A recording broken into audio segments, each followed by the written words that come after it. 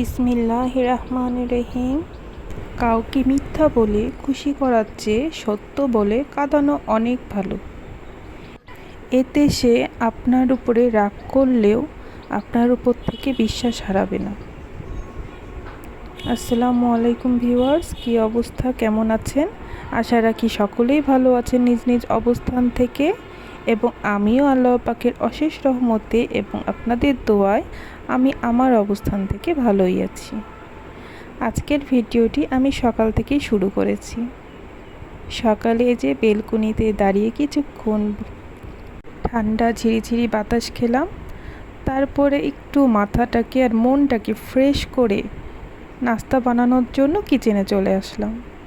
আগে থেকে ভেবে রেখেছিলাম কি রান্না করব, তাই আজকে আর দেরি হয়নি।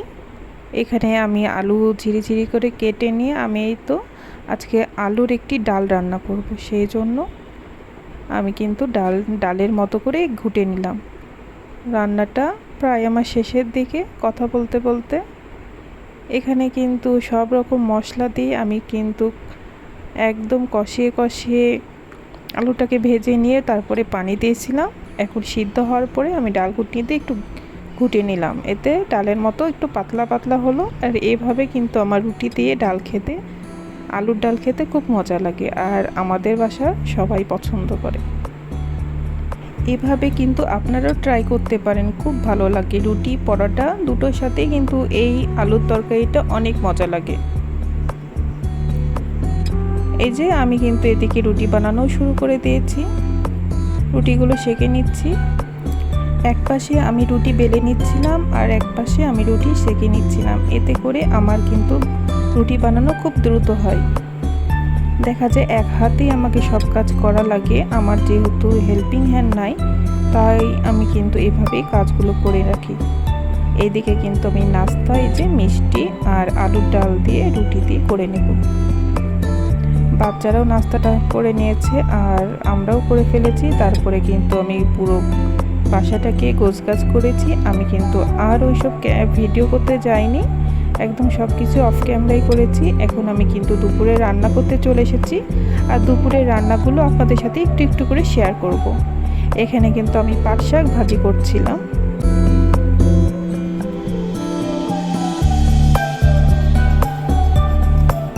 গরমে কিন্তু রান্নাঘরে সবসময় থাকতে ভালো লাগে না, তাই আমি কিন্তু দ্রুত রান্না কাজগুলো সেরে ফেলার চেষ্টা করি।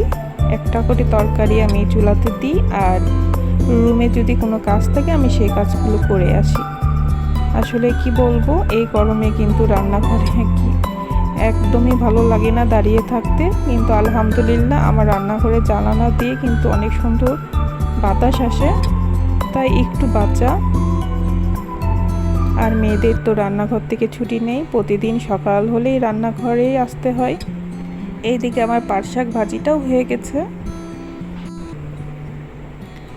সিমি এখানে বারান্দা থেকে কিন্তু আমার মরিচের গাছের মরিচগুলো অনেক লাল হয়ে গেছে, তো ও একটা একটা করে পেরে নিচ্ছিল। এই গরমে একটু পেয়ারা মাখানো খেতে মন চাচ্ছিল, তাই আমার বড় মেয়ে বলছে যে আম্মু আমি গাছের মরিচ দিয়ে আজকে পেয়ারা মাখাবো। আর ও কিন্তু যে কোনো ফলমূল মাখাতে বা সালাদ করতে খুব ভালো পারে, ওর হাতে এই ধরনের কাজগুলো খুব ভালো হয়। তো আমি বললাম যে আচ্ছা মাখিয়ে নাও। এদিকে কিন্তু এই যে পেয়ারাগুলোকে গেটার দিয়ে ভালো করে কেটে নিয়েছে, একদম ভর্তা করবে তাই। তারপরে তেঁতুল নিয়েছে, কাঁচা মরিচ, লাল মরিচ, সব মরিচ দিয়ে একদম, আর কাসুন্দি দিয়ে তেঁতুলটাকে মাখিয়ে চটকিয়ে তারপরে সে পেয়ারাটা মাখাই নেবে। আসলে কি বলবো, সে পেয়ারা মাখাটা এতই স্বাদ হয়েছিল যে এখনও আমি যখন ভয়েস ওভার করছি তখনও কিন্তু দেখে আমার খুব খেতে মন চাচ্ছিল, জিভাতে পানি আসছিল, এই অবস্থা। খুব স্বাদ হয়েছিল। এই ধরনের মাখানো কাজগুলো কিন্তু সিমি অনেক ভালো পারে, ওর হাতে যে কোনো মাখানো খাবার খেতে খুব মজা লাগে। আসলে কি বলবো, কাঁচা আম বাসায় ছিল, কিন্তু কাঁচা আমগুলো কিভাবে যে শেষ হয়ে গেল, যে একটু যে ভিডিও করব আর আপনাদের সামনে একটু ভিডিও আকারে শেয়ার করব সেইটারও সুযোগ নেই। আসলে বাচ্চারা তো একটার পর একটা কাটে আর খাই, আর কিছু করার নাই। ভাবলাম যে একটু জুস করে খাবো কাঁচা আমে, তো সেইটাও হলো না, আবারও বাজারে গেলে কিনতে হবে। তো আচ্ছা কি করব, আর পেয়ারা মাখাই খাই। আম মাখা তো আর খেতে পারলাম না, তো পেয়ারা মাখানোটাই খাই। এখানে কিন্তু পেয়ারা মাখানোটা অনেক সুন্দর হয়েছিল, ঝাল ঝাল মিষ্টি মিষ্টি টক টক। আপনাদেরকে আর কি বলবো, আপনাদের তো আর খাওয়াতে পারছি না, দেখি আপনাদের সাথে একটু শেয়ার করে নিচ্ছি। আসলে গরমের দিনে মাখামাখি খাবারগুলো, মাখানো খাবারগুলো অনেক মজা লাগে। আর 11টা 12টার দিকে কিন্তু একটু খিদা খিদা ভাব লাগে, তখন কিন্তু এই ধরনের খাবারগুলো খুব ভালো লাগে। আর এইদিকে কিন্তু আমি লাউ ডাঁটা দিয়ে রুই মাছ রান্না করে নিলাম, তার সাথে টমেটোও দিয়েছিলাম। আসলে গরমের দিনে মাছের ঝোল আমাকে খুব ভালো লাগে, টমেটো দিয়ে লাউ দিয়ে বা যে কোনো, যখন যে সবজিটা আমার বাসায় থাকে আমি সেইটা দিয়ে ঝোল করি, আমার ভালো লাগে খেতে।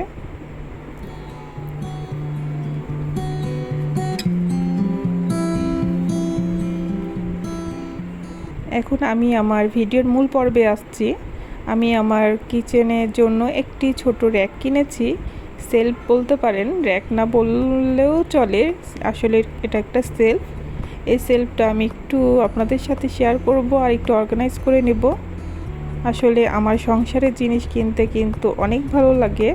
সংসারের 5 টাকা জিনিস কিনলেও কিন্তু সেটা যদি আমার মনের মতো হয় তাহলে কিন্তু এটা আমাকে কিন্তু অনেক আনন্দ দেয়।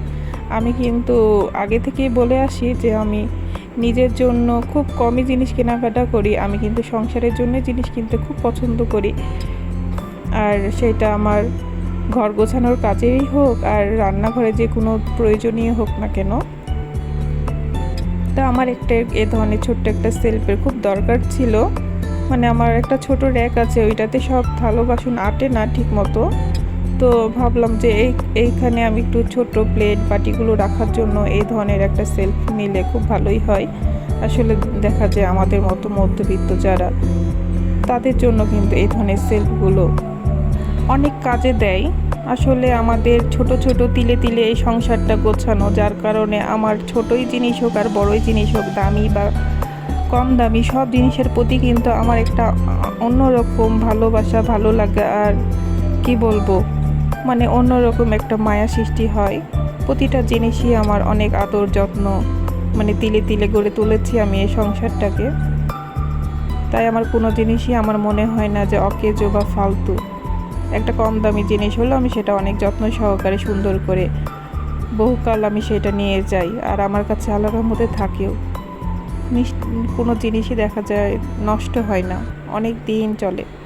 তো প্লাস্টিকের এই র্যাক ইনশাল্লাহ এটাও দেখা যাবে যে অনেক দিন চলে যাবে আমার কাছে। আসলে কথাই আছে যত্নে রত্ন মেলে, তো যে কোনো জিনিসের যত্ন করলে কিন্তু অবশ্যই রত্ন পাওয়া যায়। এখন পর্যন্ত যে বা যারা আমার এই ভিডিওটির সাথেই আছেন, আশা করি আমার ভিডিওটি ভালোই লেগেছে। আর ভালো লাগা থেকেই কিন্তু আপনাদের প্রতি আমার একটি আবদার আছে, আর সেইটি হলো প্লিজ আমার ভিডিওটিতে একটি লাইক করে দিবেন।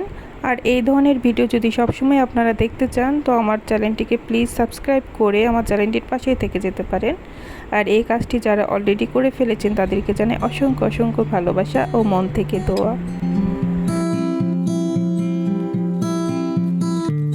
আমি কিন্তু আমার কিচেন র্যাকটাকে আমি আমার প্রয়োজনীয় জিনিস দিয়ে, ছোট ছোট জিনিসগুলো দিয়ে সাজিয়ে নিচ্ছি। আসলে যেই সব জিনিস এখানে রাখলে মানাবে আমি সেই সব জিনিসগুলো দিয়ে এই থাকটা আমি সাজিয়ে দিলাম। আসলে সিনামিকের জিনিস বা চীনামাটির জিনিস আমি এগুলো খুব কম ইউজ করি, বা কাঁচের জিনিস আমি এগুলো বের করলেও তখন আবার ঢুকাই দিই। আর বেশিরভাগই আমি মেলামাইন বা যেগুলো সবসময় ইউজ করতে সুবিধা হয় সেসবগুলোই আমি বাহিরে রাখি, কারণ দেখা যায় ছোট বাচ্চার বাসা কখন কি ধরে ফেলে দেয়, বা নিজের হাত থেকে অনেক সময় অনেক কিছু পড়ে যায়, যার কারণে আমি এই সব জিনিস র্যাকে বা কাউন্টারে আমি রাখি না। এই র্যাকটিতে কিন্তু আপনারা থালা বাসন ধুয়েও কিন্তু পানি ঝরানোর জন্য ইউজ করতে পারেন, কিন্তু আমি আসলে ওই উদ্দেশ্যে ইউজ করব না। আমি এখানে শুকনো থালা বাসনই সাজিয়ে গুছিয়ে রাখবো, কারণ দেখা যায় যে থালা বাসন মেজে আমি বেশিরভাগ ঝুড়িতেই রাখি, আর সেখান থেকে পানি ঝরে যাওয়ার পরে আমি এই ধরনের র্যাকগুলোতে সাজিয়ে রাখি, এভাবেই আমার সুবিধা হয়।